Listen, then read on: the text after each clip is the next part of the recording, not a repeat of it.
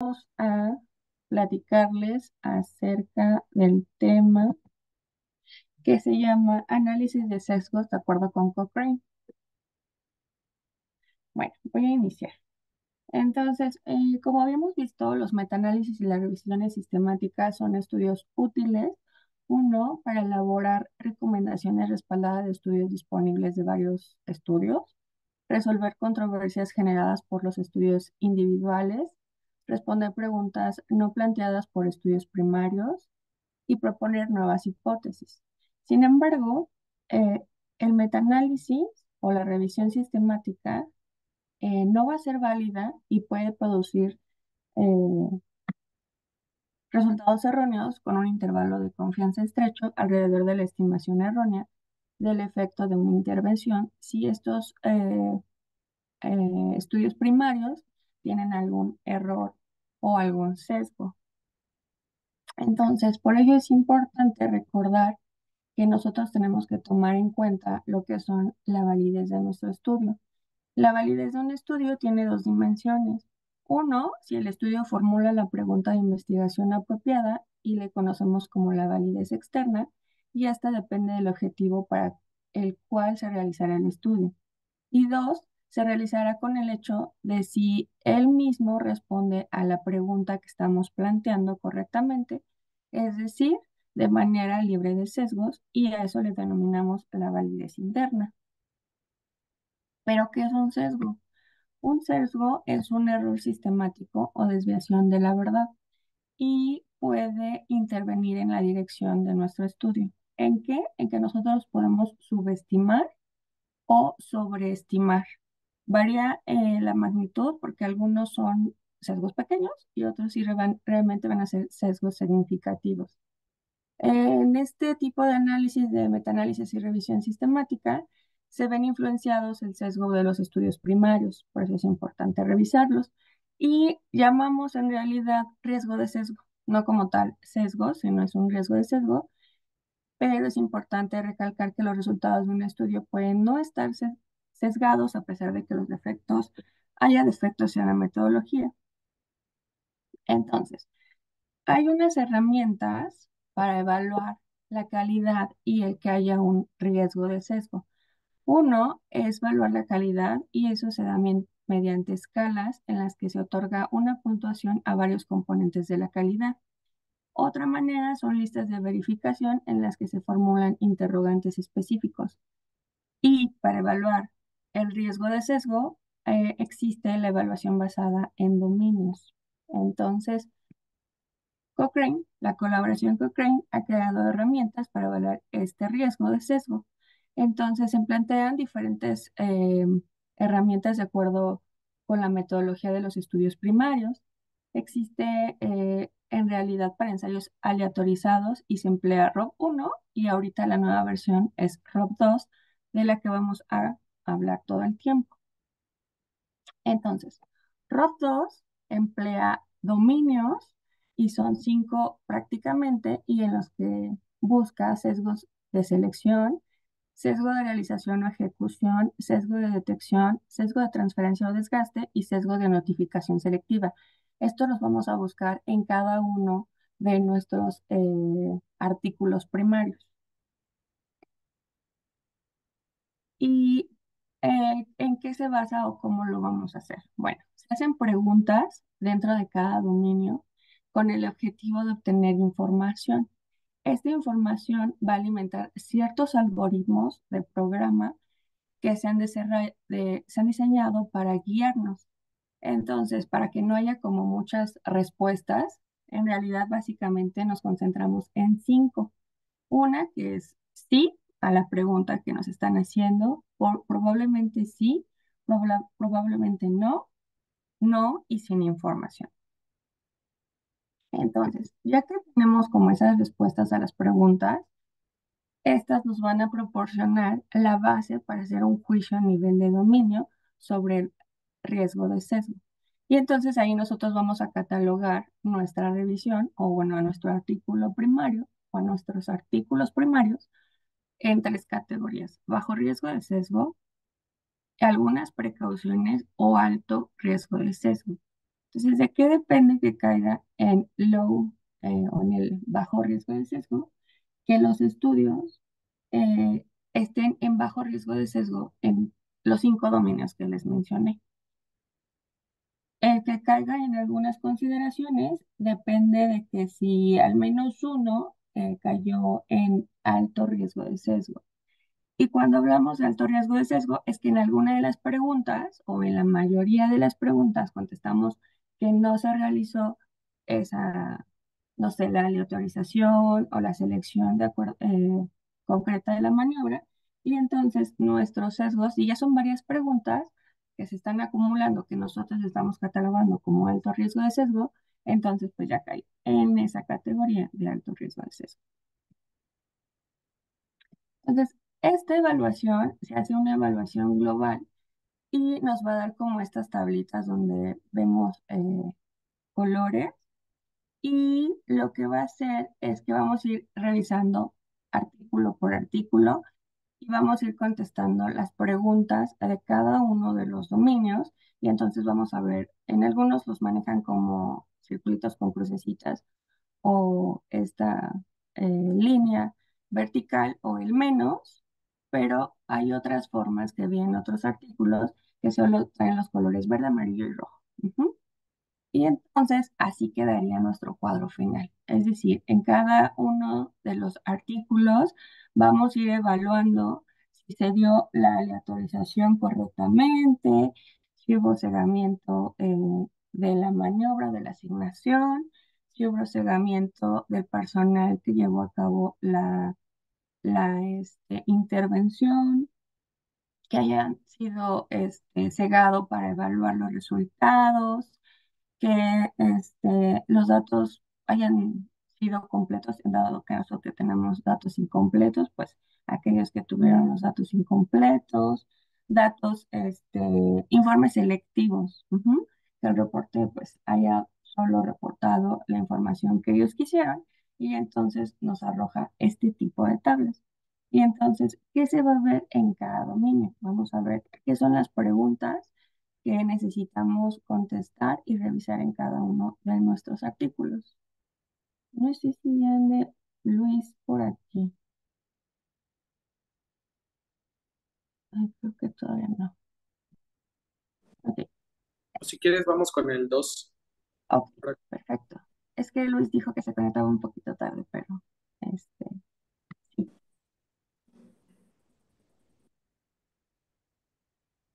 ahí está. Va que va. Bueno, ahora vamos a hablar del sesgo debido a las desviaciones de las intervenciones previstas. Siguiente, por favor.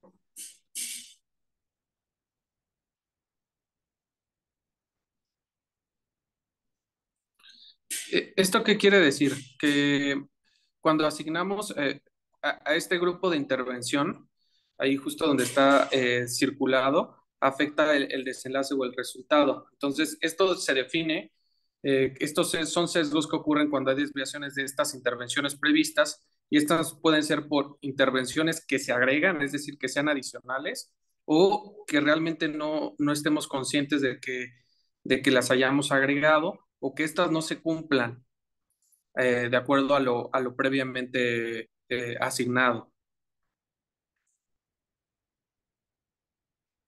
Entonces, por poner un ejemplo, por ejemplo, un ensayo en el que se pretende administrar un medicamento para evaluar su eficacia contra los síntomas de la artritis reumatoide, los participantes reciben una toxicidad grave y deben recibir un tratamiento adicional o cambiar por un medicamento alternativo. Entonces, aquí justamente el estado basal, que serían los pacientes con artritis reumatoide, eh, y el desenlace primario sería ver la gravedad de los síntomas, pues realmente al presentar toxicidad van a recibir estos pacientes, por ejemplo, un medicamento adicional para esto o van a tener que cambiar medicamento. Entonces, justo esto es una desviación de la intervención prevista. Entonces, voy a poner un par de ejemplos más a continuación para que quede como un poquito más claro. O, por ejemplo, pacientes, vamos a dar un medicamento para el cáncer, pero los pacientes, este cáncer progresa y deben cambiar de medicamento o se les debe de agregar un medicamento de segunda línea. Entonces, es otra desviación de la intervención prevista o previamente asignada. O, por ejemplo, un ejemplo de cardio o un protocolo que buscamos comparar una angina estable, es decir, aquella que es al esfuerzo, que dura menos de 20 minutos y responde al tratamiento anginoso habitual, versus la angina inestable, que es aquella que se da en reposo, que dura más de 20 minutos y no responde al tratamiento antianginoso habitual. Eh, buscas evaluar el tratamiento conservador en pacientes que evolucionan pues sí, en angina estable. Sin embargo, un paciente que evoluciona angina inestable va a tener que ser sometido a un cateterismo. Entonces, igual es una desviación a la, a la intervención prevista, porque pues, lo que buscábamos era evaluar el tratamiento conservador para aquellos con angina estable, y al evolucionar se desvían de este caminito y otra vez es una desviación de la intervención prevista. Siguiente. Por lo que debemos tener, especificar o articular completamente, uno, las circunstancias en las que ocurren estas desviaciones respecto a la intervención inicial prevista. Dos, distinguir el efecto real de la intervención, es decir, qué tanto afectó. Y tres, qué tanto estamos adheridos y en qué grado estamos adheridos a la intervención previamente asignada. Cosas que debemos considerar, pues que las actividades de reclutamiento y participación específicas del ensayo afectan el resultado de los participantes. Por ejemplo, dar el consentimiento informado puede hacer consciente al paciente que tanto la maniobra pueda empeorar o mejorar su patología de base. ¿Esto qué quiere decir? Que desde que nosotros sentamos las bases del protocolo, al reclutar y tener cosas como el consentimiento informado que hay que hacer, pueden ser parte de una desviación estándar de la intervención inicial. Eh, Siguiente. Y se replicó. Entonces, habla del cegamiento y el cegamiento se define como aquella implementación de mecanismos para garantizar que los participantes, los cuidadores y el personal del ensayo, es decir, las personas que entregan estas intervenciones, no sean conscientes de las intervenciones recibidas. Y como ya venía comentando mi compañera, generalmente aquí hay que categorizarlos en riesgo. Bajo riesgo es cuando el cegamiento es correcto y poco probable que se haya roto, o falta de cegamiento o un cegamiento incompleto, pero que no es probable que influya en el desenlace de resultados. Alto riesgo, aquella falta de cegamiento o un cegamiento incompleto roto y es probable que influya en el desenlace. Entonces, bueno, en el documento, pues hay varios ítems que debemos de considerar para tratar de evitar este tipo de sesgos. Uno es preguntarnos si los participantes conocían su intervención asignada durante el ensayo, si los cuidadores y las personas que realizaban las intervenciones estaban al tanto de la intervención asignada a los participantes, si hubo desviaciones de la intervención prevista que surgieron debido al contexto del ensayo y si es probable que estas desviaciones hayan afectado el resultado o no. Se equilibraron estas desviaciones de la intervención prevista entre los grupos, si se utilizó un análisis apropiado para estimar el efecto en la asignación de la intervención, si hubo algún potencial impacto en el resultado al no analizar los grupos que fueron asignados al azar. Entonces, bueno, aquí el algoritmo pues nos propone cómo, en qué puntos debemos nosotros intervenir para que tengamos un riesgo bajo, ¿no? Por ejemplo, lo primero es si los participantes conocían la intervención. Si esto no, pues es probable que todo esté equilibrado y tengamos un riesgo bajo. Si es que sí, sí conocían las intervenciones, pues es preguntarnos si se utilizó un análisis apropiado para estimar aquel efecto de la asignación. Y si no se utilizó un análisis, probablemente sí tengamos este tipo de sesgo.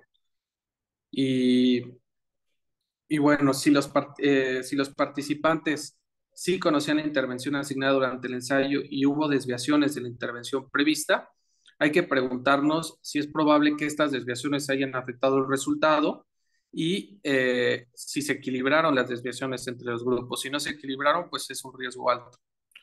Y es básicamente la respuesta, que si no se equilibran estas desviaciones previstas entre los grupos, vamos a tener un riesgo alto.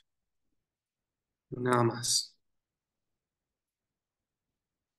Creo que ya Luis está por aquí, entonces si quieren retomamos el primer dominio.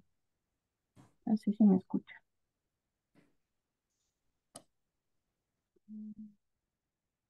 No, creo que todavía no está. Entonces continuamos. Dejamos el dominio uno al final.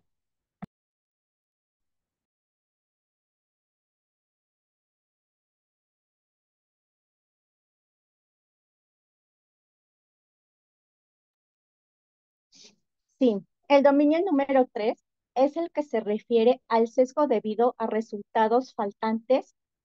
La que sigue, por favor. Este sesgo ocurre cuando la ausencia de datos en un estudio provoca una alteración de la información y de resultados, generando conclusiones erróneas. Las principales causas que provocan este sesgo son, uno, que el participante no acepte firmar el consentimiento informado o cuando el consentimiento no es completamente claro y él lo firma. Dos, que el participante cambie de institución o de centro donde se esté llevando a cabo el estudio, como una escuela, universidad o también puede ser un hospital o también una clínica. Número 3, que el participante no asista a la institución donde se está llevando a cabo el estudio, por lo cual no se podrán completar algunas mediciones. La causa número 4 es, a pesar que el participante al inicio firme el consentimiento informado, decida negarse a responder encuestas, entrevistas o que realice o realizarse algún procedimiento, o tal vez los datos que proporcione no sean relevantes. Punto número 5, se puede tener la dificultad o imposibilidad de encontrar o localizar a los participantes, por ejemplo, cuando cambian de residencia o cuando mueren. Número 6, el participante puede tomar la decisión de abandonar el estudio antes de su conclusión. Y el punto número 7, que se refiere a la presencia de datos faltantes o datos que son incorrectos, contradictorios o están incompletos. La que sigue, por favor. Otra razón para que se presente el sesgo debido a resultados faltantes se puede dar a consecuencia de alteraciones que los participantes experimentan en la maniobra o la intervención. Por ejemplo, en un ensayo clínico en el que se evalúa el uso del haloperidol para el tratamiento de demencia, los participantes abandonaron el estudio puede ser por la falta de eficacia, experiencia adversa, respuesta positiva, somnolencia o retiro del consentimiento. Y estas razones relacionadas con la intervención pueden llevar a no tener la información y los datos completos, incrementando el riesgo de sesgo de transferencia. La que sigue, por favor. ¿Cómo saber si los datos faltantes son pocos o demasiados? Bueno, pues desafortunadamente no existe una regla simple. Normalmente se considera como máximo el 20% de datos perdidos. Sin embargo, esto no siempre es así y va a depender de varios factores. Número uno, si los datos de resultados faltantes son suficientes para afectar la forma relevante de los resultados y se tiene que observar la proporción total de participantes con datos faltantes, el riesgo del evento para resultados dicotómicos y el tamaño del efecto para los resultados continuos. El segundo punto a considerar es cuando las razones pueden estar relacionadas con los resultados del estudio. Por ejemplo, si el desenlace es recuperación, eventos adversos o rechazos. Y también debemos considerar que las razones pueden tener significados diferentes en cada grupo. Y por último, el punto 3 nos habla que puede existir un desequilibrio entre los grupos en cuanto a los datos faltantes y sus razones. La que sigue. Existen diferentes métodos estadísticos que sirven para manejar los datos de resultados faltantes y son el análisis por intención a tratar, el análisis por protocolo y la imputación de datos. El análisis por intención a tratar consiste en incluir a todos los participantes y los datos independientemente de lo que haya ocurrido en el estudio. Este análisis protege contra el sesgo de transferencia, preservando el equilibrio original de la selección aleatoria y se considera la mejor representación de lo que sucede en la práctica clínica real. El análisis por protocolo solo incluye a los participantes que cumplieron correctamente con el protocolo de estudio. Sin embargo, es un análisis que tiene más riesgo de presentar sesgos. Y la imputación de datos es un proceso estadístico utilizado para reemplazar y completar los datos o valores faltantes. Sin embargo, siempre existe la incertidumbre sobre si los datos faltantes imputados representan con precisión los datos verdaderos que se desconocen. Por otro lado, también puede tener riesgo de sesgos o errores y deberá realizarse de manera adecuada. La que sigue. Ahora vamos a ver cómo evaluar la calidad y el riesgo de sesgo debido a resultados faltantes con la herramienta ROB2. Aquí tenemos los dominios, los ítems, perdón. El dominio 3 consta de 4 ítems o preguntas de señalización, que son, número 1, los datos para este resultado están disponibles para todos o casi todos los participantes asignados al azar. En 2, existe evidencia de que el resultado no estuvo sesgado por los datos de resultados faltantes. Pregunta 3, ¿podría la falta de resultado depender de su verdadero valor? Cuando nos referimos al verdadero valor, es cuando las pérdidas durante el seguimiento o el retiro del estudio podrían estar relacionadas con el estado de salud de los participantes, como reacciones adversas o muerte. Y la pregunta número 4, ¿es probable que la falta de resultado dependiera de su verdadero valor? La que sigue. Existen varios criterios que nos ayudarán a evaluar el riesgo de sesgo en este dominio. Estos criterios se dividen en bajo y alto riesgo. Los criterios de bajo riesgo son, punto número 1, se dispone de los datos completos para todos los resultados, es decir, que no falte ningún dato. Punto 2, las razones que han motivado la falta de datos no deben relacionarse con el resultado o desenlace de interés. 3, la cantidad de datos de resultados faltantes deben estar equilibrados entre los grupos de intervención. Y 4, indica que la proporción de datos faltantes o su posible efecto es suficiente para tener un impacto clínicamente relevante. Y los criterios de alto riesgo son las razones relacionadas con los desenlaces y desequilibrio en el número de datos faltantes o en las razones que los provocaron. Y punto 2, la proporción de datos faltantes no es suficiente para tener un impacto clínicamente relevante. Y por último, el 3, el uso inapropiado de los métodos de imputación. La que sigue, por favor. El diagrama de flujo de consort es evaluado en el primer ítem de este dominio y nos ayuda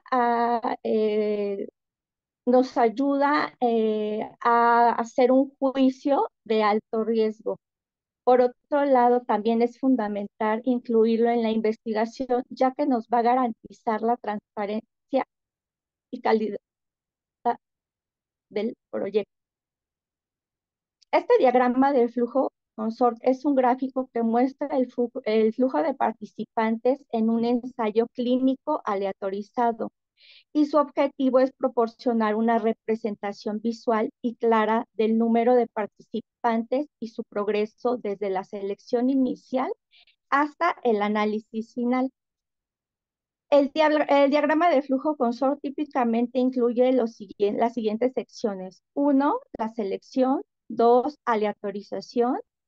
3, intervención.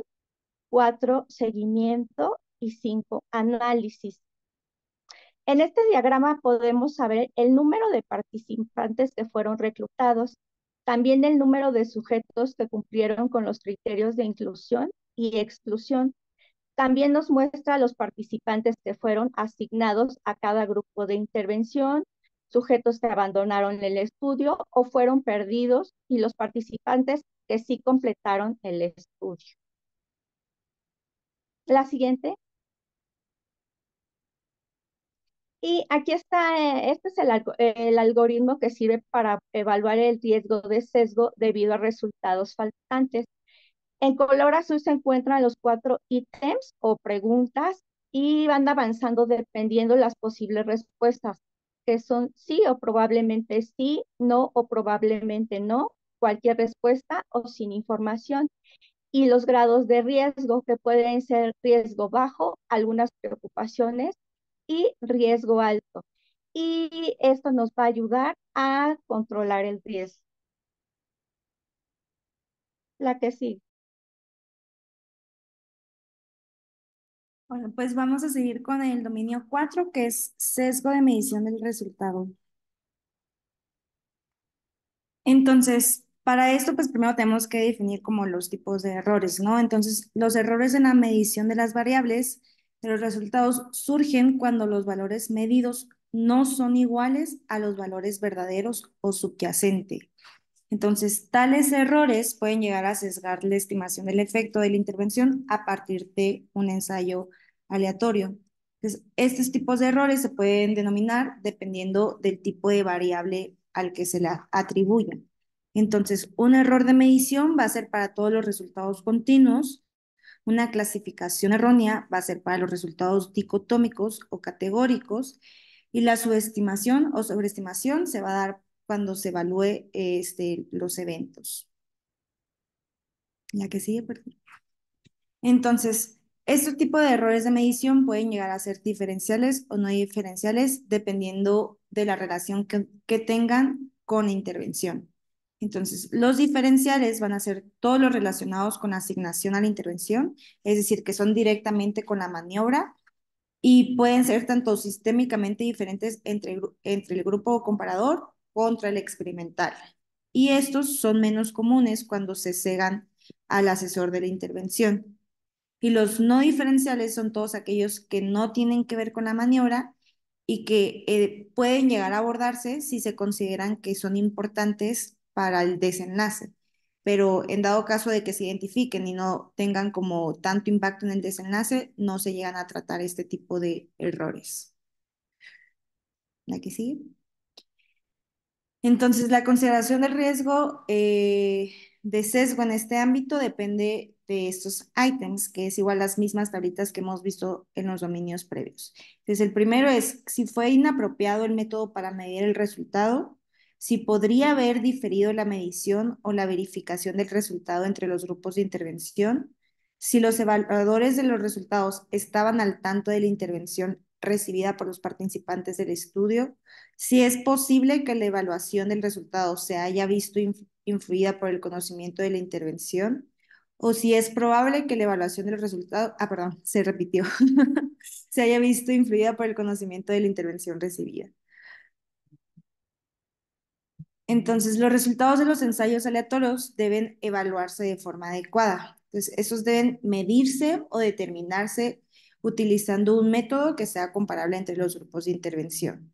Para esto es importante como elegir un evaluador de los resultados externos y se dice que el cegamiento se debe procurar hacer siempre que sea posible, ya que se ha visto que hasta un 34% de los resultados se llegan a exagerar tanto para sobreestimación como subestimación.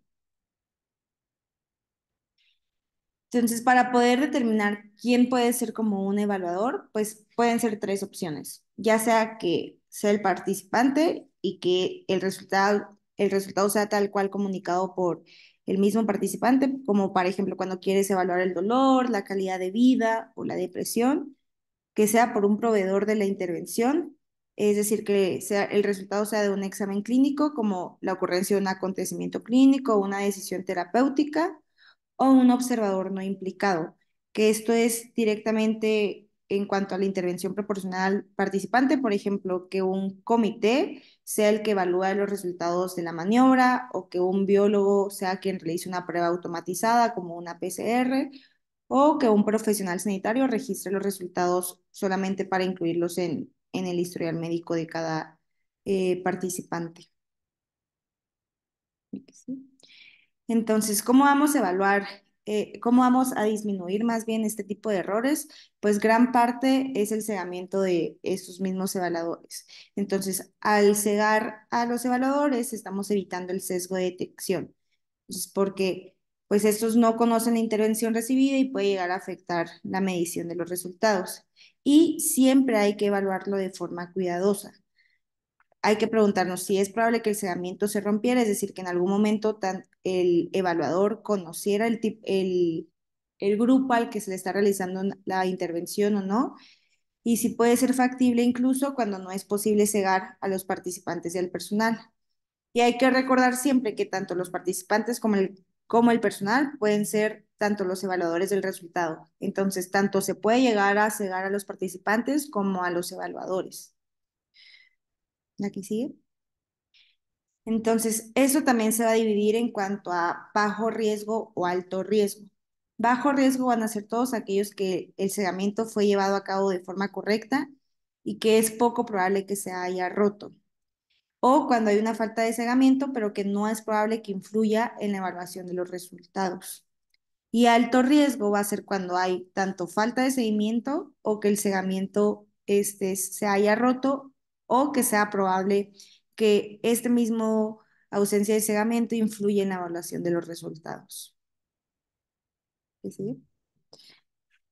La que sigue entonces, porque justo quería ver si se veía bien. Entonces, igual tenemos como este mismo algoritmo para ese tipo de riesgo, de error, de sesgo, perdón. Entonces, vamos a hacer las mismas preguntas que vimos desde un principio.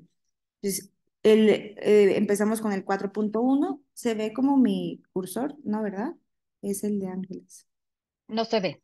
Ah, No sé. pues nada más hacer al 4.1, que es el de hasta abajo. Entonces, la primera pregunta es lo que comentamos. Si el método para medir fue apropiado, entonces, fue inapropiado, perdón. Entonces, si sí o probablemente sí, ya directamente es un alto riesgo. En dado que no o probablemente no, pues vamos a la segunda pregunta.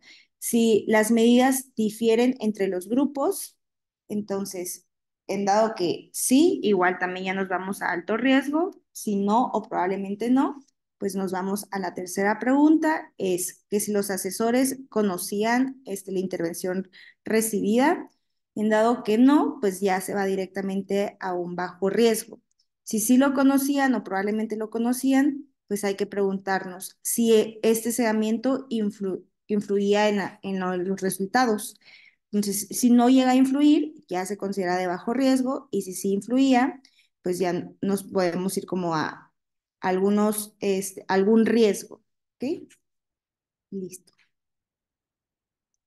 ¿La que sigue?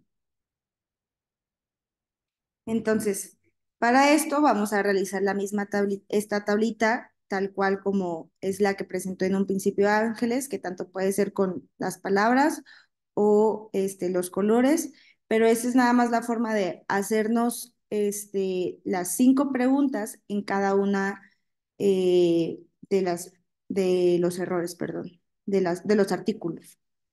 para poder determinar el riesgo de sesgo. Entonces, para que cumpla también, o sea, de forma resumida, cada una de las características, se va a considerar riesgo bajo cuando el método de medición del resultado no era inadecuado, cuando la medición o determinación del resultado no difirió entre los grupos de intervención y cuando los evaluadores del resultado desconocían la intervención recibidas por los participantes o si la evaluación del resultado pudo no verse influida.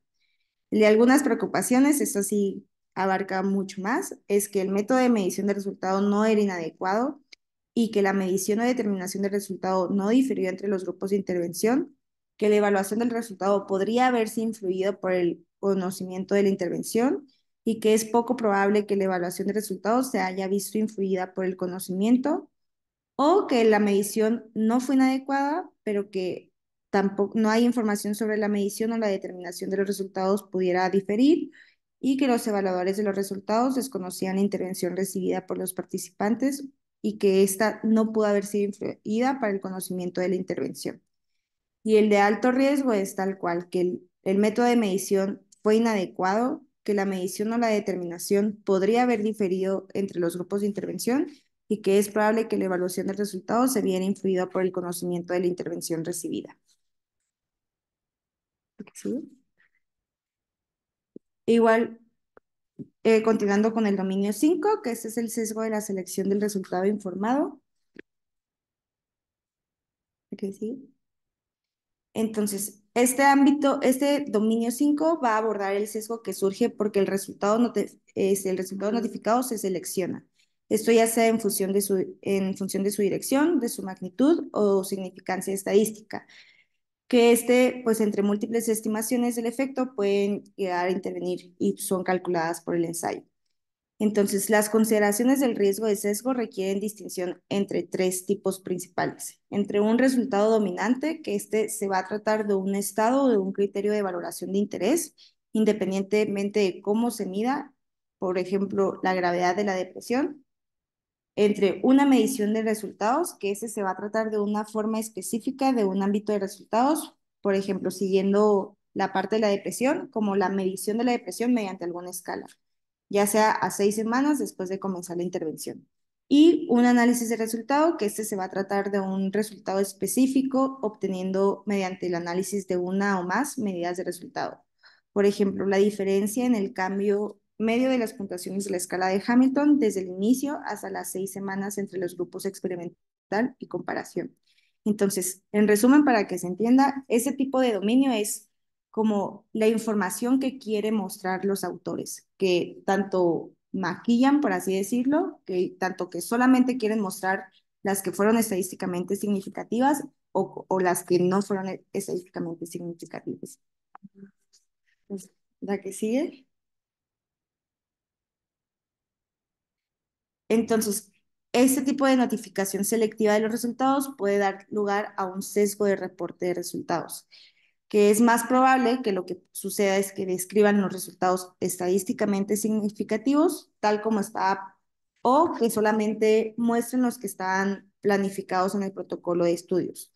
Por ejemplo, un efecto de un medicamento a las 3 semanas, cuando también se llegó a evaluar a las 6 u 8 semanas. Es decir, si quisieran como demostrar que justo un medicamento para la depresión no hace efecto a las 3 semanas, pero omiten los efectos que ellos obtuvieron a las 6 u 8 semanas, las escalas de dolor o los resultados limitados del asesor, que solo revelan los resultados por el paciente, pero no por el médico.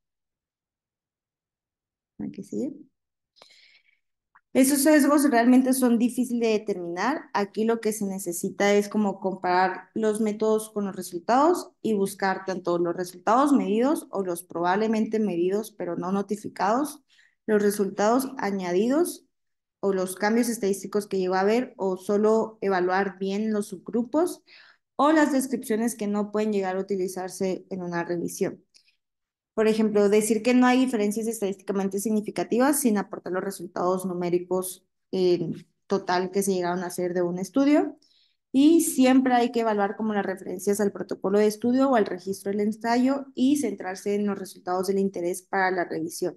que justo una forma de poder evaluar, bueno, considero yo de poder evaluar mejor ese tipo de sesgos o darnos cuenta cuando se está omitiendo información, es cuando acudimos a los suplementos del protocolo, donde ahí viene todos o los apéndices más bien, todos los resultados del mismo estudio, no solamente los que nos muestran en el paper bonito.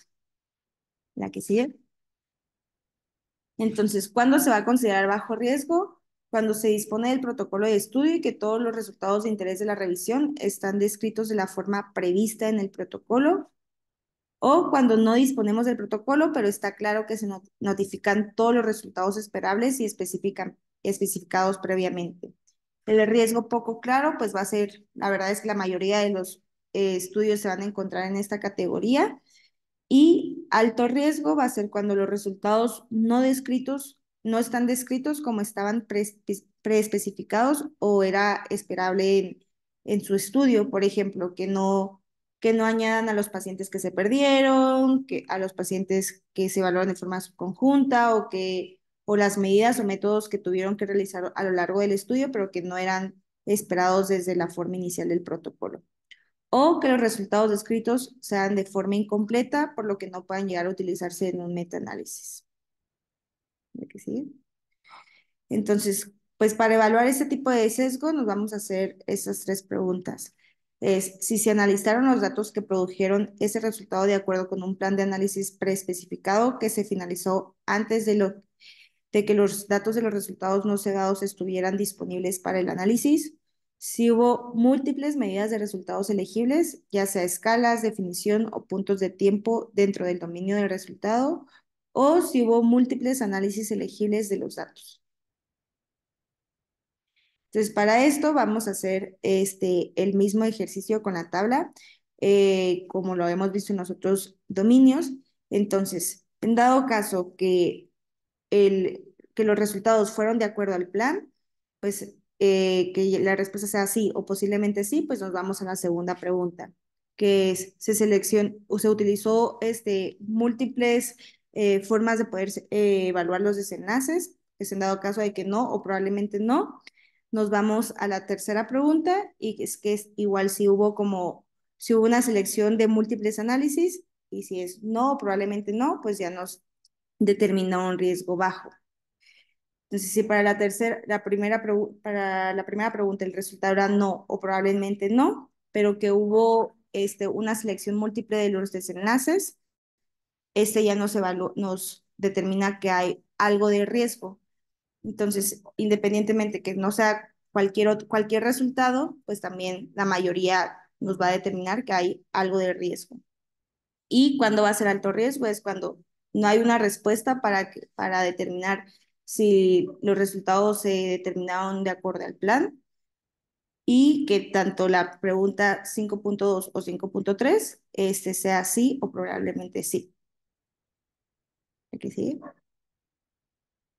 Que es justo es lo mismo que este algoritmo, tal cual como la misma tablita que vimos, que es solo para determinar el orden de las preguntas y cómo vamos a considerar el tipo de riesgo de sesgo que tuvo.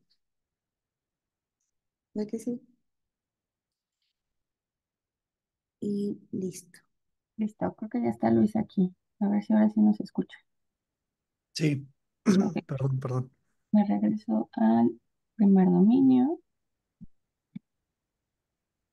Luego, listo. Pues bueno, vamos a hablar ahora del sesgo que surge del proceso de asignación al azar. La siguiente, por favor. Para esto, pues es importante diferenciar entre cegamiento o enmascaramiento. Entonces, para empezar, pues el cegamiento, pues como dice el proceso de ocultamiento o encubrimiento de la información de algunos de los participantes. En esto, pues, lo que lleva es de que el participante no sepa o el protagonista, que puede ser el investigador, el paciente o el analista de los resultados, no sepa quién es o en qué grupo están los pacientes. Y pues esto puede ser ya sea un simple ciego, un doble ciego o un triple ciego.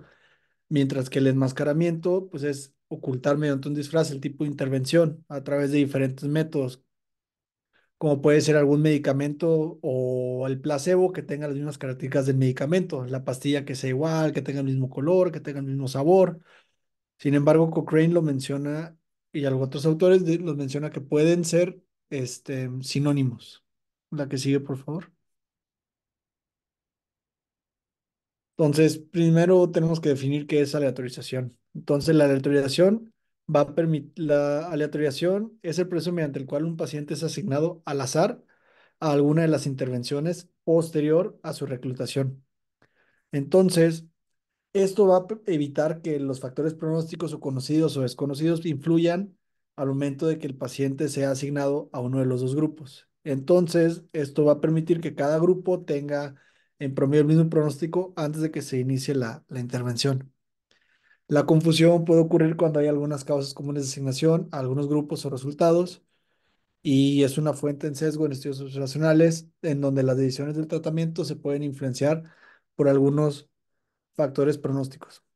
Por ejemplo, puede haber algún ocultamiento de esta o alguna confusión al momento de que los medicamentos que se le dan a los pacientes estén en sobres iguales, el recipiente esté numerado, no sé, que sean nones pares, pero pues algunos de los investigadores no sepa que nones o pares son diferentes tipos y es para que se pierda una imparcialidad al momento de la asignación de los pacientes.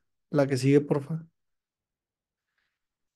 Entonces, los sesgos de selección van a ser las diferencias sistemáticas entre las características iniciales de los grupos que se comparan, después de tener un método adecuado para asignar las intervenciones y que éste sea al azar.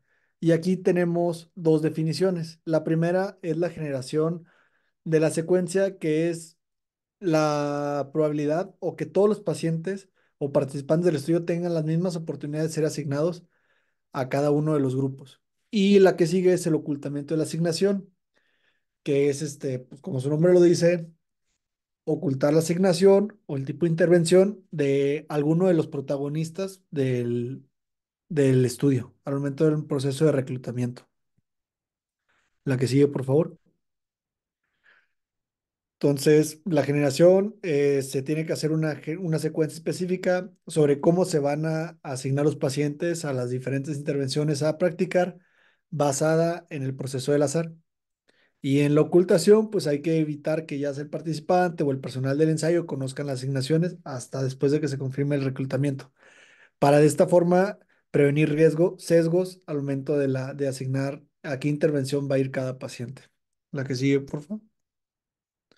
Y para aleatorizar tenemos cuatro diferentes métodos. La aleatorización simple, que también se conoce como aleatorización sin restricciones, pues en la cual tú agarras al que tú veas y independientemente de las características, ya sea edad, peso, sexo, tú lo asignas al grupo que sea.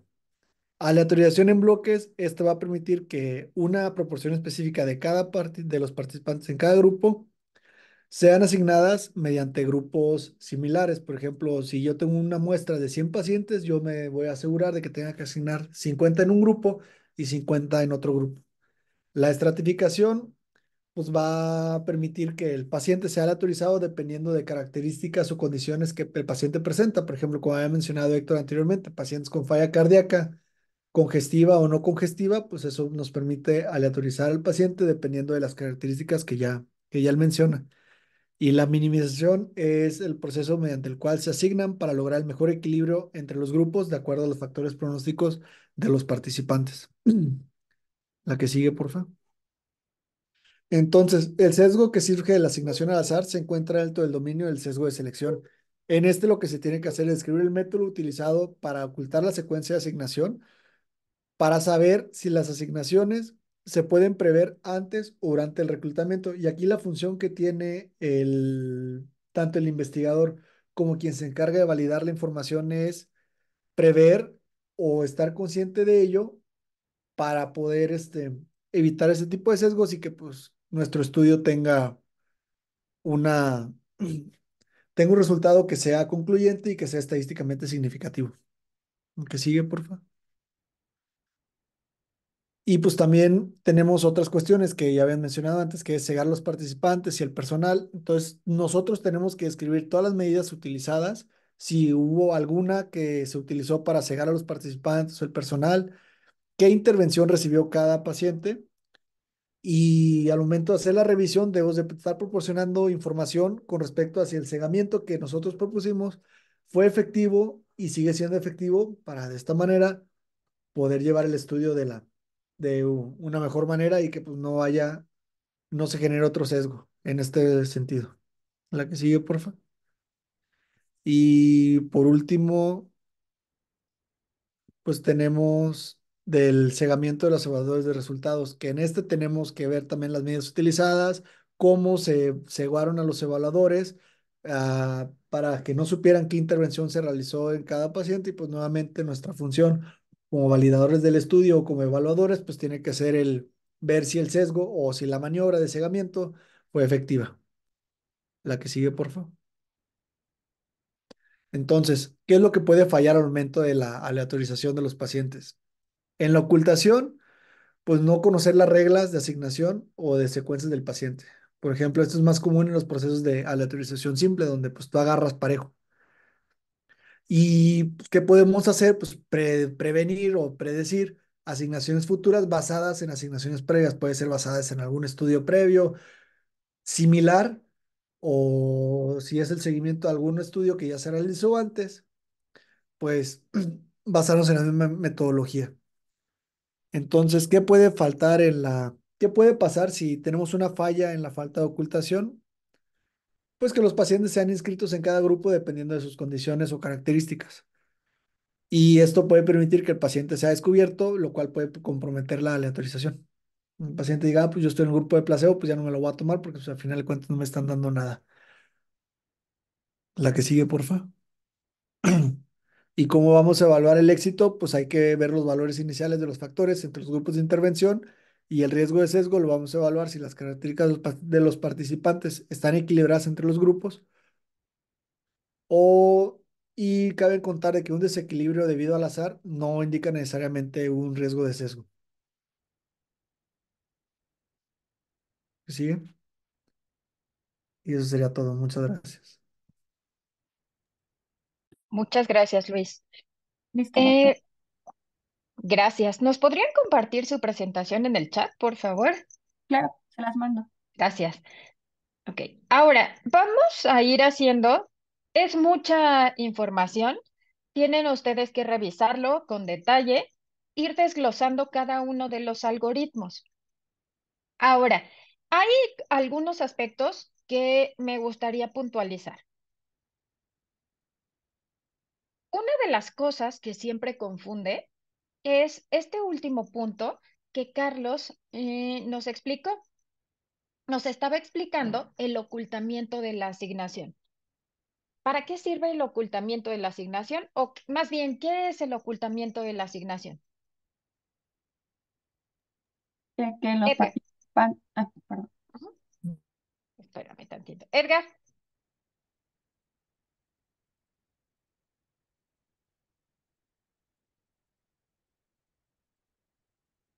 Ok.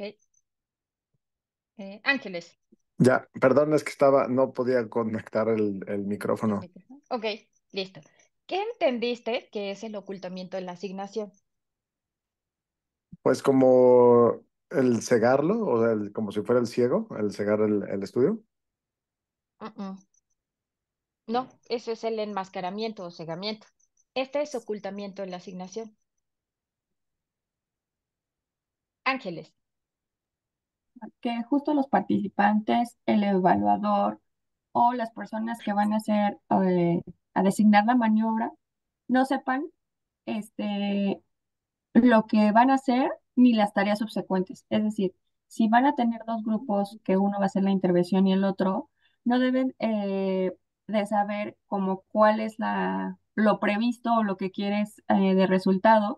¿Por qué? Porque si no vas a influir justo, vas a decir, este paciente que tiene estas características me conviene para yo obtener el resultado que quiero. En cambio, debe ser completamente al azar y para eso hay herramientas, como nos decía este Carlos, puede ser simple o algunos estratificados y eso ya nos ayuda a que nosotros no vamos a influir hacia dónde va un paciente ni qué le vamos a dar. Y el evaluador no va a saber qué maniobra fue, o sea, qué medicamento se le dio y el Pero que ese va a es el evaluar el segundo, ¿no? resultado tampoco lo va a saber. Nos acabas de comentar lo que pasa con la aleatorización. Esto, la aleatorización, ustedes la van a evaluar con la tabla 1 del artículo, donde se contrastan las características basales de acuerdo a la maniobra. ¿Qué es lo que esperarían respecto a los grupos? ¿Que sean iguales, diferentes? ¿Y qué pasaría con los valores de P?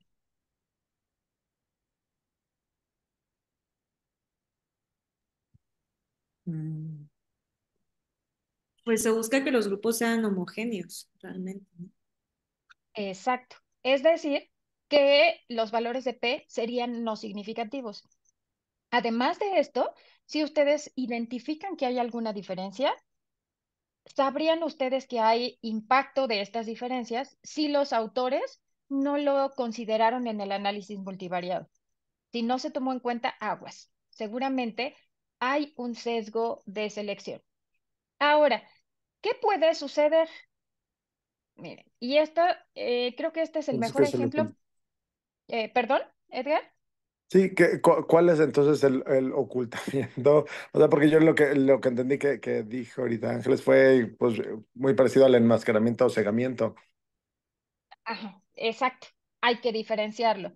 El ocultamiento de la asignación se refiere, en el estudio que hicimos de COVID, nosotros al iniciar el estudio, el patrocinador nos entregó una lista de los 105 participantes y decía, participante 1 le toca medicamento 272. Yo no tenía ni idea que era el medicamento 272. Y así sucesivamente, de los 105 participantes. Pero ahí no había ocultamiento de la asignación, porque yo ya sabía que al 105 otra vez le iba a tocar el 272.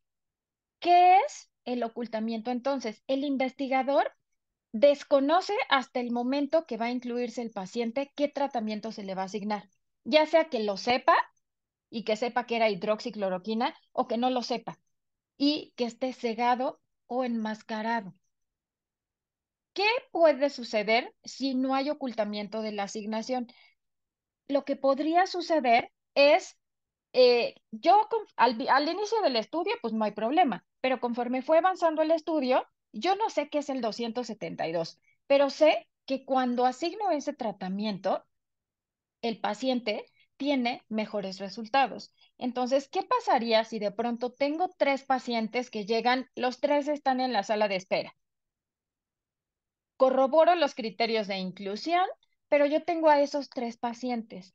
Yo, conforme va avanzando el estudio, voy identificando que los pacientes con X folio tienen mejor pronóstico. Uno de mis pacientes está muy grave, el otro tiene sintomatología leve y el otro moderada. ¿A qué paciente le darían el tratamiento que quién sabe qué sea, pero que parece que funciona mejor, por lo que ustedes han observado? ¿A quién Aunque se lo está darían? grave. El que Se está lo grave. darían al que está grave. Entonces, no se ha roto, no están ya metiendo un poco de mano en la aleatorización porque ya saben, ya saben el orden. Entonces, ¿qué sería lo correcto? Lo correcto cuando hay un ocultamiento de la asignación. En este estudio se evaluó el efecto de bisoprolol en la mortalidad.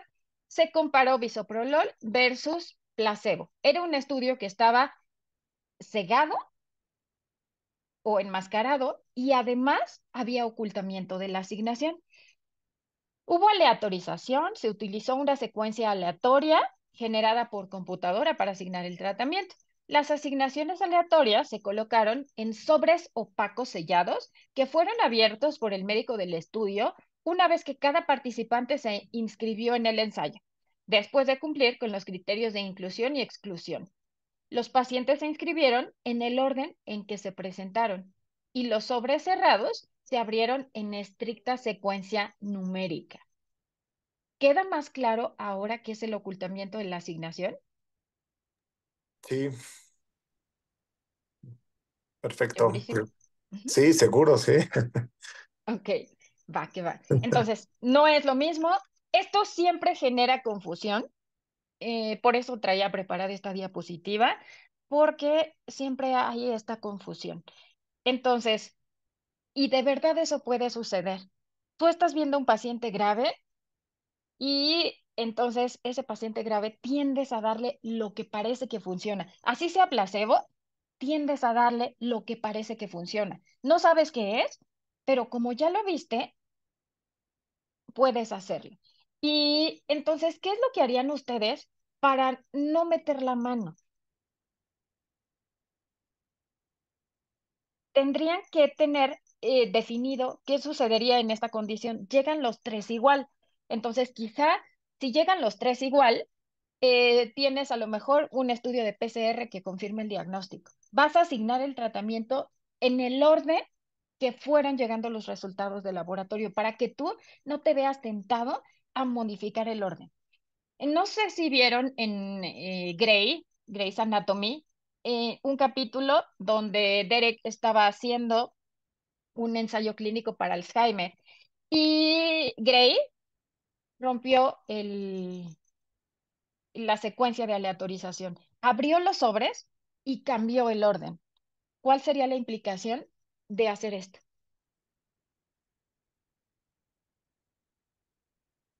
Ya influiste en el resultado que querías. Por supuesto, ya enchocaste toda la aleatorización. Entonces, ahí, si eso sucediera y estuviéramos analizando los resultados de ese estudio, habría un alto riesgo de sesgo. Es importante, no todo, lo comentó Esme, no todos los artículos tienen la información en el paper. A veces tenemos que recurrir a los anexos. En los anexos a veces viene información adicional y muchas de las revistas ya le solicitan el protocolo. Yo si quisiera evaluar que todo haya sido establecido conforme al protocolo, pues uno, les pido el protocolo que registraron ante el comité y pues lo comparo contra la tesis y los resultados finales. Esa sería la manera de verificarlo. Este sesgo, ustedes, de acuerdo al diseño arquitectónico, ¿con qué nombre lo conocen?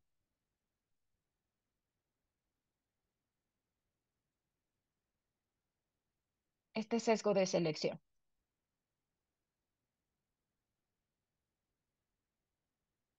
Empieza con S. Susceptibilidad pronóstica. Exacto, es el sesgo de susceptibilidad pronóstica. La aleatorización, cuando ustedes no hacen aleatorización, ya nos explicaban algunos ejemplos. Entonces, cuando no hay aleatorización, pues yo voy a decidir, depende qué quiero, ¿no? Si quiero que el paciente mejore, pues le voy a dar el tratamiento activo. Si quiero que mi maniobra funcione, pues le voy a dar el tratamiento a aquellos pacientes que están en las mejores condiciones. Entonces, cuando tienen un estudio, los famosísimos estudios cuasi experimentales o no aleatorizados, aguas, porque el odds ratio puede exagerar el resultado. ¿Cuánto? 30 a 40%. Entonces, esa es la implicación de no tener una aleatorización. Ahora, la aleatorización, ya explicaron que hay diferentes maneras, pero puede haber una aleatorización donde pues vas diciendo, el paciente uno recibe la intervención uno, el 2 otra intervención, o vas colocando, vas asignando el tratamiento de acuerdo al año de nacimiento. Los pares reciben un tratamiento, los nones reciben otro, y esa secuencia puede ser predecible. Entonces ahí habría un alto riesgo de sesgo. Ahora, el sesgo de intervención, ¿cómo se denomina de acuerdo al diseño arquitectónico? De ejecución. Ejecución. Exacto. Aquí, ¿qué tienen que analizar? La calidad de la intervención, el apego al tratamiento, que la intervención se haya asignado de la misma manera a los dos grupos. Si se planteó en este estudio de bisoprolol administrar 5 miligramos de bisoprolol y no se llegó a la dosis en todos los pacientes, pues ahí hay un sesgo de ejecución o intervención porque ya no se está cumpliendo con la intervención que inicialmente fue asignada. ¿Qué más tienen que analizar aquí? Las maniobras periféricas. Si estas maniobras periféricas pueden impactar en los resultados, hay un alto riesgo de sesgo. Ahora,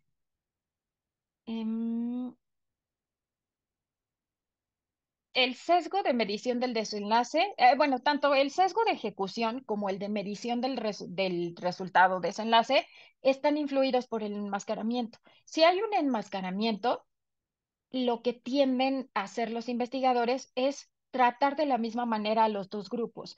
Pero si de pronto el investigador sabe en qué grupo está el paciente, lo que puede suceder es que dé alguna maniobra periférica para contrarrestar un evento adverso o puede llevarlo a hacer mediciones adicionales. Si se hacen mediciones adicionales, entre más mediciones se hacen, más probabilidad hay de que yo detecte algo. Entonces, es importantísimo siempre considerarlo. Y el último sesgo, que también puede generar un poco de duda, es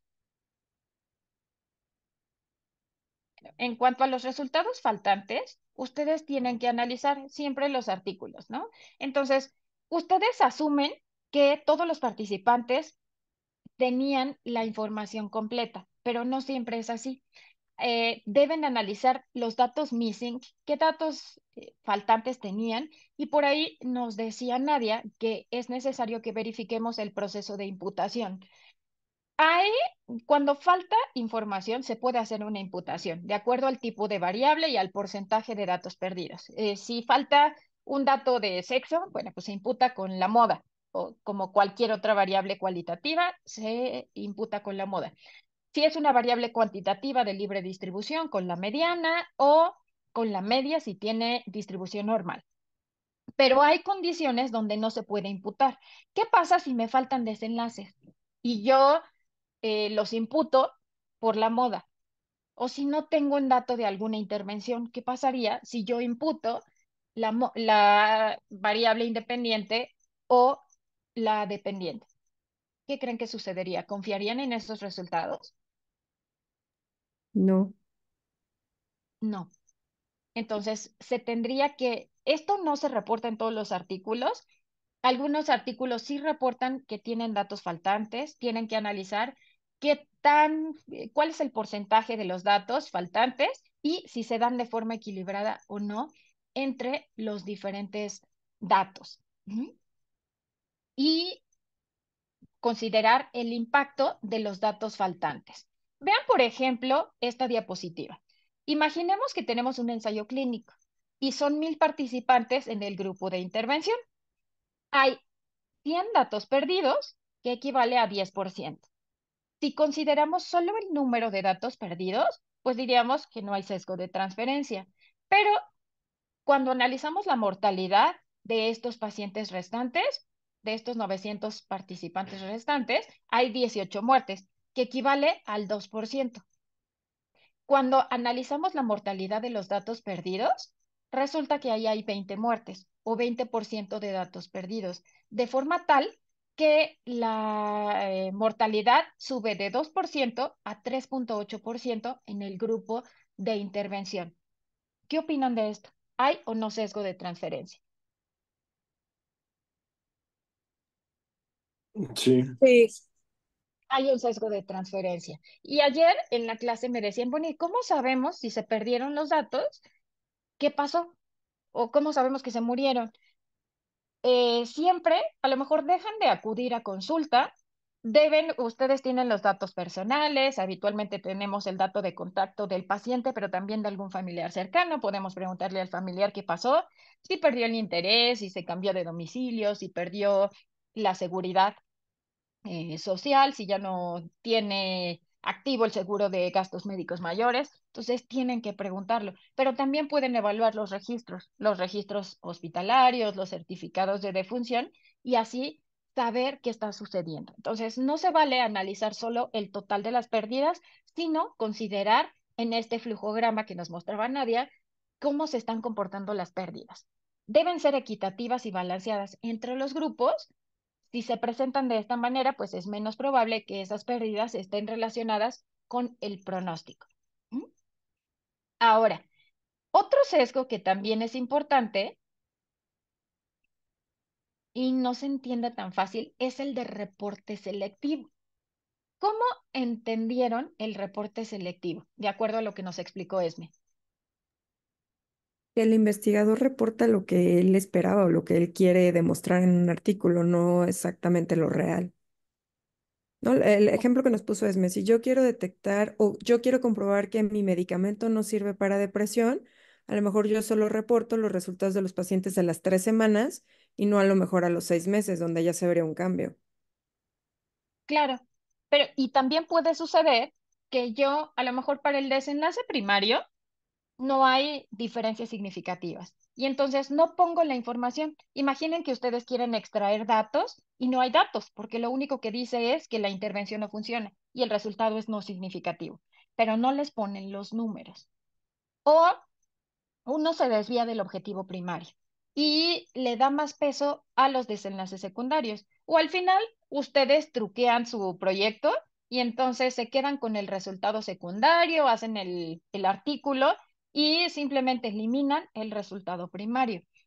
Ante esta situación es que muchas de las revistas ya les piden el protocolo para verificar que ustedes no hayan hecho cambios de acuerdo a lo establecido. Y también hay páginas, todos los ensayos clínicos deben someterse a una página que se llama Clinical Trials.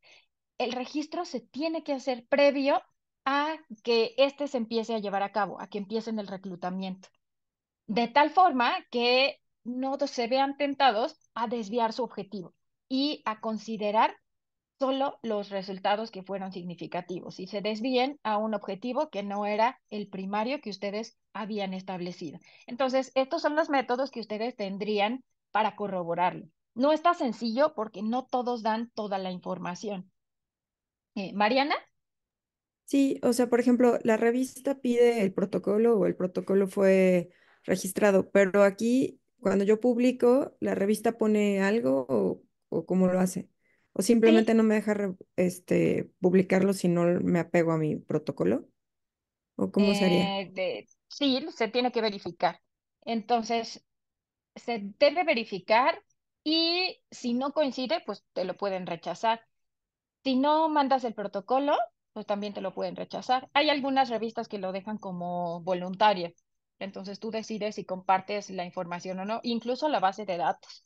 Entonces, para reanalizar los datos, incluso algunas bases de datos pueden estar disponibles. Entonces, si la revista puede ya no dejar de seguir avanzando, sí verifica que hay algo turbio. Cuando nosotros hicimos el estudio, el ensayo clínico, se nos pasó y no lo registramos en Clinical Trials. Cuando lo registramos, ya teníamos pacientes incluidos. Entonces, cuando mandamos el artículo a Plus One, nos lo regresaron. Y nos lo regresaron porque el registro en Clinical Trials había sido posterior al inicio del primer reclutamiento. Entonces, sí lo regresan. No es que nosotros hubiéramos modificado algo, simplemente omitimos registrarlo con anticipación. Entonces, esta es una característica que ustedes deben considerar. Igual para una revisión sistemática, las revisiones sistemáticas se registran en Próspero y se registran cuando están en fase de protocolo. Si ustedes en este momento tienen ya los resultados y lo quieren meter a Próspero, pues ya no concuerdan. O si van a someter su revisión y no la sometieron a Próspero, a aguas. O si pasó una semana entre que lo sometieron y están haciendo el artículo, pues tampoco checan las fechas. Ujú. Entonces se los pueden rebotar. Ahora, hay una herramienta, vamos a meternos. Hay una herramienta, espérenme.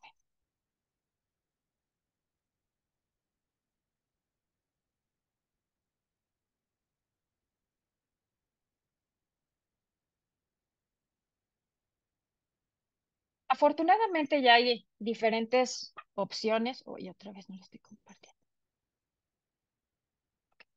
Para que ustedes puedan llevar a cabo sus gráficos. Entonces, el análisis de sesgos va a terminar en un gráfico como este. ¿Mm? Entonces, en esta opción de Robot 2, déjenme, creo que lo cerré. En esta página, ustedes van a tener que hacer sus gráficos.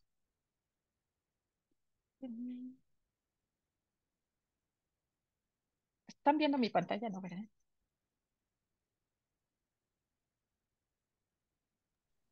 Se volvió a poner el PowerPoint. Listo. Es esta la herramienta.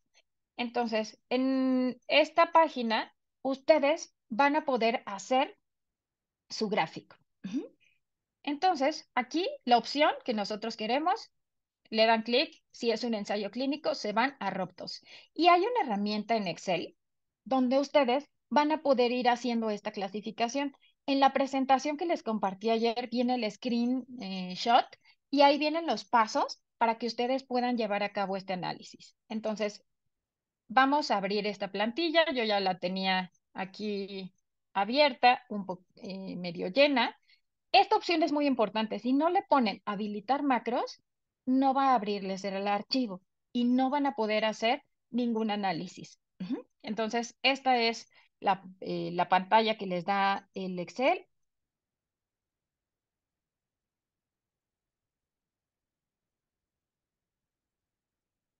Y sobre esta pueden ir haciendo cambios y van verificando ustedes la información. Esperen. Me guardé tantos.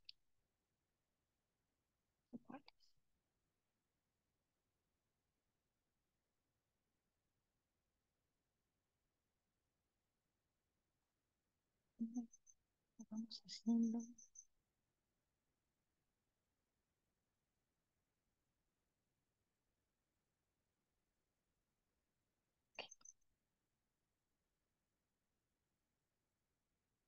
Entonces, le dan opción aquí donde dice habilitar macro.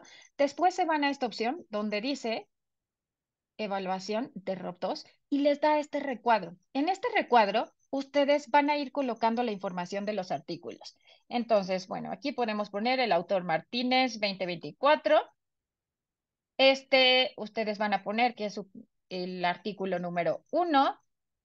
Van a poner quién es el asesor. Acuérdense que esto se hace por pares, entonces, bueno, pues soy yo. El grupo experimental recibió ivermectina, el comparador fue placebo o tratamiento habitual. El desenlace que quiero evaluar es mortalidad. Y especifico, dice que se especifique, aquí tienen que poner el tamaño del efecto, entonces quizá ponemos el riesgo relativo, entonces riesgo relativo de 0.80 con un intervalo que va de 0.79 a 1.21. Entonces, este resultado no es significativo. Después seleccionamos, se trata de un artículo ya publicado o se trata de un resumen de congreso o se trata de un artículo de literatura gris. Ahora, tienen que especificar si la intervención es por protocolo o por intención a tratar. Por protocolo quiere decir que solo dejaron a aquellos participantes que tuvieron apego al tratamiento, que completaron la intervención hasta el final. Análisis por intención a tratar, dejan a todos los participantes independientemente de si tuvieron apego o no tuvieron apego. Esto es más apegado a la realidad y un análisis por protocolo tiende a sobreestimar los efectos. Ahora, tenemos aquí los diferentes dominios y ya ustedes van especificando si hubo o no secuencia aleatoria, si hubo o no diferencias entre los grupos y van llenándolo para cada uno de los dominios. Y aquí hasta abajo, de acuerdo a la información que ustedes están llenando, les da en automático el algoritmo la opción, ¿no? Entonces, de acuerdo a lo que yo llené, tiene un riesgo alto. Ustedes, dado que están haciendo el análisis, van a decidir, ¿se quedan con ese algoritmo o van a asignar alguna otra clasificación? Si la cambian, van a tener que especificarlo. Después, bueno, pues lo van a ir haciendo para todos los dominios. Y al final se va a dar una clasificación global.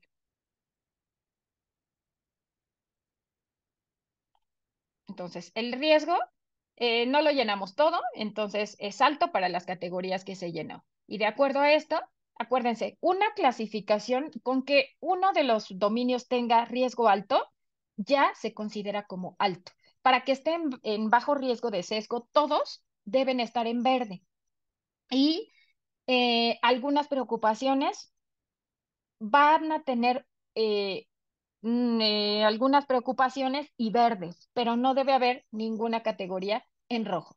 Le dan guardar y después lo cierran y se van a esta parte donde dice, otra vez, intro, le ponen resumen. Si ustedes le ponen resumen, les va dando toda la información que ustedes registraron. Entonces aquí el riesgo de sesgo para cada uno de los dominios y aquí les va dando un gráfico. Ahorita lo está haciendo de forma incompleta porque no lo llené, no llenemos todos los dominios. Y si se van otra vez a intro, le pueden poner generar figuras. Y abajo se van a figuras y les va dando el gráfico para todos los artículos que ustedes van metiendo. ¿Ok? Ahora lo vamos a cerrar. Esta es una opción, es una herramienta. De pronto, a mí me gusta ser yo la que hace el análisis de resultados de acuerdo a lo que yo voy considerando. Entonces, hay otra opción. Cuando están en esta página, hasta abajo dice esta herramienta de visualización, Robies. Aquí también les va a ayudar a crear el gráfico de sesgos. Este que vimos para cada uno de los artículos y para cada uno de los dominios se va haciendo su clasificación, alto riesgo, bajo o algunas preocupaciones. Y finalmente se da un global. Y cuando se suman todos los artículos, bueno, pues se va haciendo este gráfico como de barras donde se va especificando en qué dominios hubo más problema con todos los artículos. Entonces, aquí la principal preocupación es en la medición del desenlace, que a lo mejor se midió el desenlace con un desenlace subrogado o se midió con diferentes métodos. Y el que tiene menos preocupaciones, pues sería este, el proceso de aleatorización, porque en la mayoría de los artículos se realizó una aleatorización. ¿Okay? Después, bueno, aquí le vamos a dar clic. Y nos da la opción de cargar nuestros datos.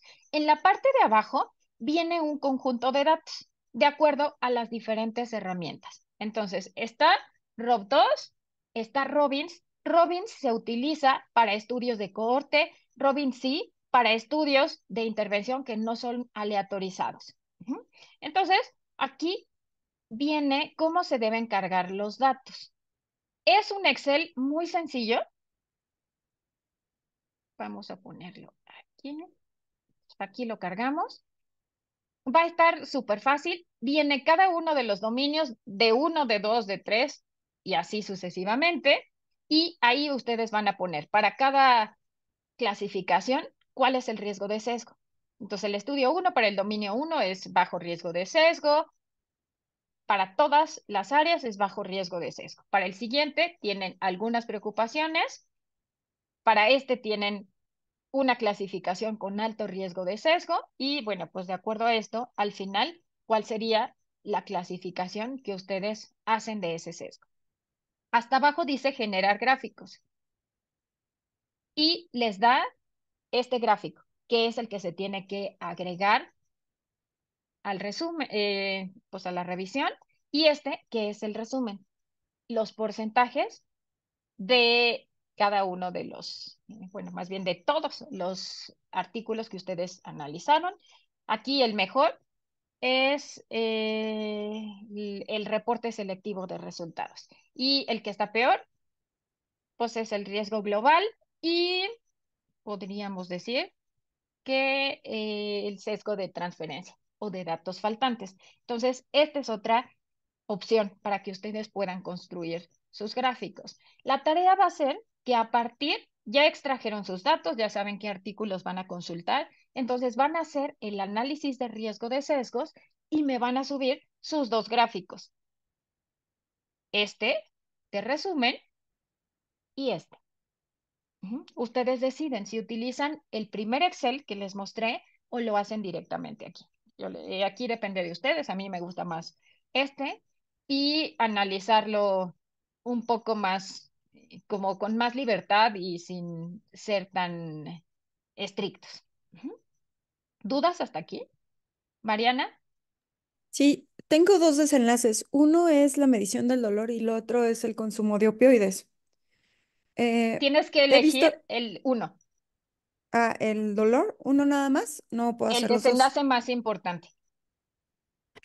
Ok, Se elige uno, pero sí ok, se toma en cuenta la evaluación por desenlace y se elige el más importante, el del o- objetivo primario, el clínicamente relevante o aquel que va a dirigir tu revisión. ok, solamente uno. Exacto. Gracias. De nada. Ahora, vamos, les voy a enseñar, le voy a robar a Juan 2 minutitos para explicarles. Esta herramienta que nos mostraron sus compañeros era para ensayos clínicos aleatorizados. Pero, ¿qué pasa en los estudios observacionales? En los estudios de cohorte.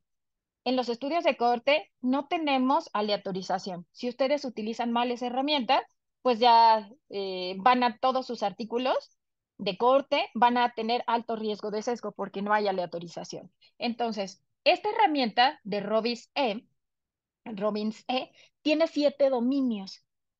Aquí quita la aleatorización, el ocultamiento de la asignación, pero agrega esto, un sesgo, un riesgo de sesgo debido a variables de confusión.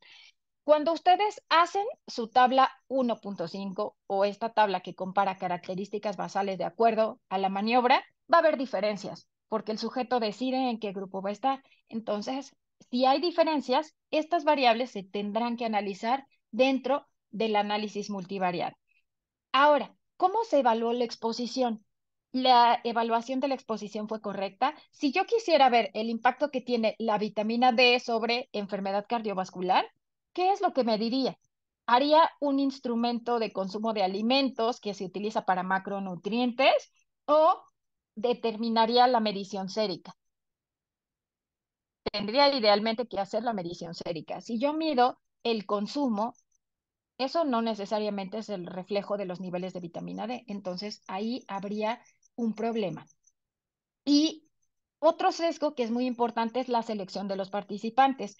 En un estudio de cohorte, una característica es que al inicio del estudio los sujetos están libres del desenlace. Si yo quiero medir si las proteínas impactan en la función renal, me tengo que asegurar que al iniciar el estudio, todos los participantes elegidos no tengan función renal alterada. O si quiero evaluar enfermedad cardiovascular, me tengo que asegurar que no tengan el desenlace.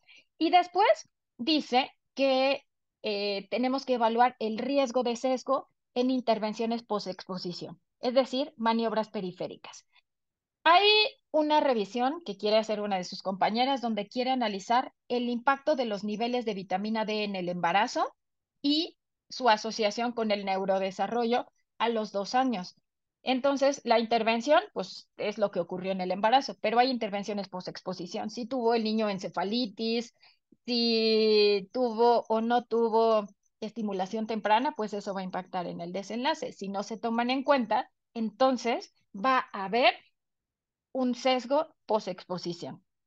Después tenemos el mismo sesgo de información faltante, como es un estudio de cohorte, tenemos más información faltante, se mide de igual manera el desenlace, la medición del desenlace y reporte selectivo de resultados. Entonces, esta es la otra herramienta. Aquí las opciones, en ROP2 solo teníamos 3 opciones, bajo riesgo, algunas preocupaciones y alto riesgo. Aquí tenemos muy alto riesgo de sesgo. Entonces son esas 4 opciones y aquí en Robbins, hasta abajo, está también la herramienta de Robbins E y ahí les dice cómo se debe reportar la información. Entonces se toman en cuenta los 7 dominios y el global que incluye un riesgo muy alto. ¿Vale? Creo que me fui muy rápido, pero si no, no nos iba a dar tiempo. Les voy a compartir la grabación. Ya le subí el material al Classroom y ya está cargada su próxima tarea, que es el análisis de sesgo para los artículos que ustedes eligieron.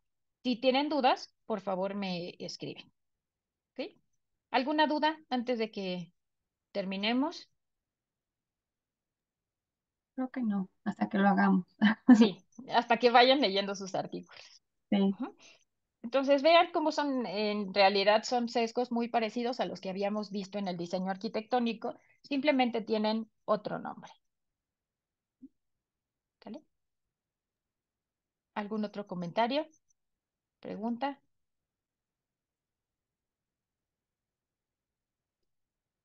Perfecto. Bueno, pues nos vemos la siguiente semana. Que les vaya muy bien en su SIP. Gracias, doctora. Cuídense mucho. Gracias. Bye. Bye. Gracias, doctora.